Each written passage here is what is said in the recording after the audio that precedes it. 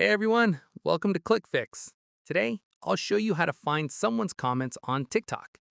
First, open the TikTok app on your phone. Once you're on the home page, look at the bottom navigation panel and tap on Inbox. This will take you to your TikTok messages and notifications. Now, at the top of the screen, you'll see two tabs, Activity and Messages. Tap on Activity. Here, you can view all interactions on your TikTok account, including likes, follows, and comments.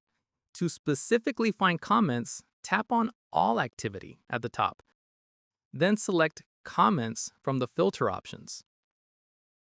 Now, you'll see all the comments people have left on your TikTok videos in one place. This makes it easy to track engagement and respond to your audience quickly. And that's it. You now know how to find and view comments on TikTok.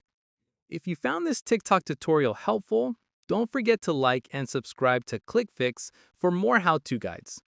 Drop a comment below if you have any questions. Thanks for watching.